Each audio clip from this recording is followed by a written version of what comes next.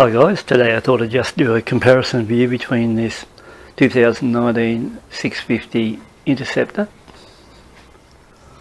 like so, and the 2020 KTM 390 adventure bike. So what I had planned on doing is do an overall ride review on both bikes, and I was thinking of doing a ride review like overall impression of the bike, a ride around town and compare both bikes, what it's like to ride both bikes around town and which would be the most comfortable ride in and out of the traffic, and so on and so forth, and then take both bikes out on the road, run them out along the straights, through a few corners and a few varied riding conditions like that, and they even run them along a bit of a dirt road, and then give you an overall opinion what it's like to ride both bikes over a variety of different terrain. Yeah, so if you'd like to subscribe to the channel, please do, because it'd be greatly appreciated. And when I get this test underway, if there's any questions you'd like to ask on this KTM 390 adventure bike or the 650 Interceptor, either bike, before the test starts, just put it in the comment section what you'd like to know, and I might be able to actually answer those questions for you while on the fly, while I'm doing the test on both bikes.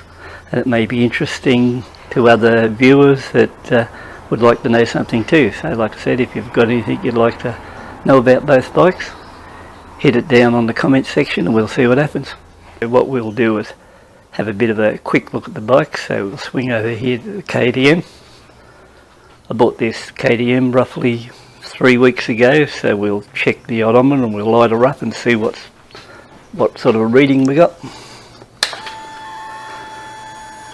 So it's a light up now, and we've got 1,028 kilometres on the clock. So that bike you could class now as running, and I think it's open now, and I can run it up to around about 10,500 revs, so I can get out and give it a bit of a workout. So it's fully open, rearing to go. We go over to 650 Interceptor now. I've had it roughly 6 months, been a trouble-free bike, so it's been good in that area, so we'll check her out. Okay, the Interceptor comes in at 5,860 kilometres. Like I said, trouble-free bike. Now, we're going to run these bikes both stock standard. So like I said, the KTM is totally stock. As for the Interceptor, it's almost stock, but by the time I do this test, depending on what you think, it will be stock. So I've gone back to stock standard exhaust.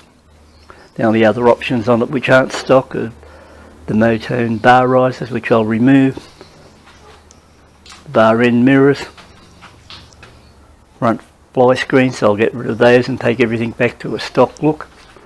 So we'll run a 47 horsepower bike against a 43 to make it fair, and it'll be a battle of stock bikes.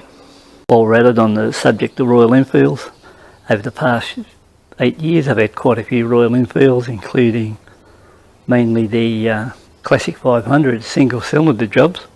So if you're thinking of buying a Classic 500 in any of the models, you know, ranging from 012 up to 019, or you'd like to know anything about them, or you want a bit of advice on which would be the best model to buy, or anything like that, by all means, the comment section with what you want to know, or anything you want to know about the bike, and if I can help you, I'll be quite happy to oblige. So once again, thanks for tuning in, taking a look, and hope you enjoyed this little bit on these bikes, and I hope that you'd all get into it and decide that you'd like to see a bit of a shootout between these two bikes, and it may help somebody later on who's thinking of buying either one of these bikes make the decision which one to go for.